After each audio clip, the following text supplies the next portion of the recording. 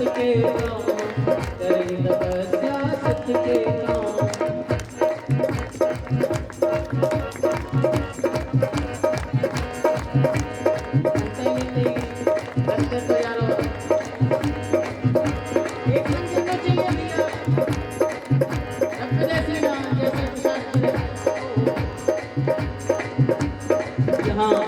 चील आई तो सही और हबी प्रसाद को लेकर के उड़ गई सुमित्रा जी के पास से, और वह चील आई यहाँ, वही चील सुमित्रा जी के हबी प्रसाद को लेकर के आई अंजना के पर्वत पर। अंजना जी तपस्या कर रही थी, झोली में डाल दिया प्रसाद। ना जाने ये चील कहाँ से आई और इसने मेरी गोदी में ये वस्तु डाल दी है। इसको खोलकर देखती हूँ इसमें है क्या। अरे इसमें तो तुलसी दल पड़ा हुआ है और कहते हैं तुलसी दल जिस वस्तु में होता है वह प्रसाद होती है। यदि मैं इसे फेंक दूंगी तो इसका अनादर होगा, इसलिए इसका मैं स्वयं पान कर लेती हूँ।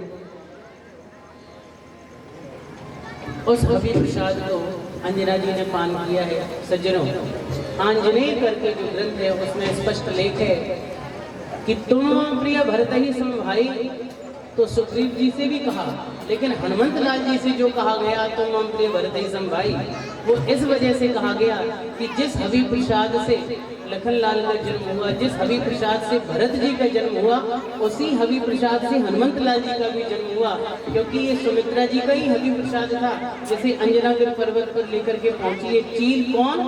सुवर्चना नामक अप्सरा, जिसको श्राप दिया ब्रह्मदेव ने कि तुम चील हो जाओ, और इसने अपना कार्य किया और जाकर के अंजनागिरी पर्वत पर अंजना जी की गोद में यह प्रसाद डाल दिया। और इसीलिए उसी हबी प्रसाद से जिससे भरत जी का जन्म हुआ है, इसलिए हनुमंत लाल जी का भी जन्म उसी हबी प्रसाद से हुआ है। इसलिए स्पष्ट रूप से लिखा है कि तुम मम प्रिय भरत ही सम भाई, भरत जी के समान भाई कहकर के संबोधित किया हनुमंत लाल जी को। लेकिन शंकर सुवन केसरी नंदन एवं पवन पुत्र, हनुमंत लाल जी के 3 पिता कैसे कहलाए, ये रहस्य अभी बाकी है। लेकिन इसके पूर्व हम सभी ठाकुर जी के चरण स्पर्श करेंगे और इस रहस्य का भी दर्शन करेंगे। अभी तक तो आप लोगों ने जो लीला दर्शन की, यह ज्ञान की थोड़ी सी अवहास्य रस की लीला आप लोग दर्शन करेंगे।